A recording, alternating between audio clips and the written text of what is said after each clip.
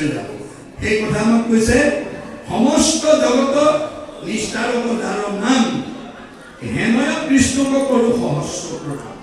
যে যাৰ নাম ল'লে সমস্ত জগত উদ্ধাৰ হৈ যায় সেইজনৰ চৰণত মই প্ৰথমতে নমস্কাৰ কৰিছোঁ। আমাক শিকাই আছে ৰে আমি যিকোনো কৰ্মৰ আগত ভগৱন্তক স্মৰণ কৰি ল'ব লাগে, ভগৱন্তক অৰ্পণ কৰি ল'ব লাগে।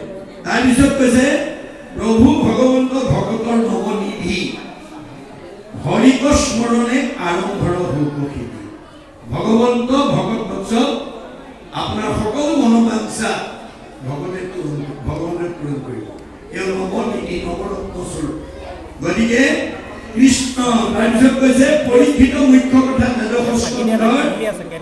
কৃষ্ণৰ চৰণে মানে কৃষ্ণৰ কিংকৰ।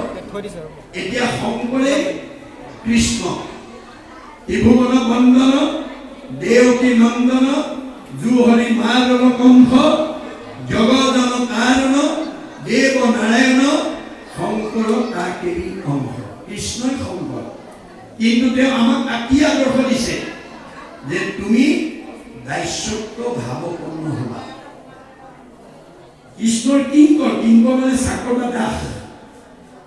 যিজন ঈশ্বৰ অৱতাৰী তেওঁ নিজকে দাস বুলি কৈছে, নিজকে ভগৱন্তৰ কিংকৰ বুলি কৈছে। এইটোৱে আমাক কি শিকাইছে যে আপুনি সমাজত নিজক প্ৰতিষ্ঠা কৰিবলৈ হ'লে, সমাজৰ প্ৰিয় হ'বলৈ হ'লে আপোনাৰ বা মোৰ মনত দাস্যত্ব ভাৱটো লাগিব। আমাৰ দাৰ্শনিক পণ্ডিতে কৈছে to become great one we must be humble. আপুনি সমাজত নিজক এজন প্ৰতিষ্ঠা কৰিব বিচাৰিলে আপুনি নম্ৰ স্বভাৱৰ হ'ব লাগিব।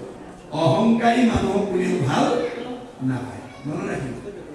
অহংকাৰী মানুহক ভাল নাপায়। গতিকে আমি অহংকাৰ শূন্য হ'ব লাগিব।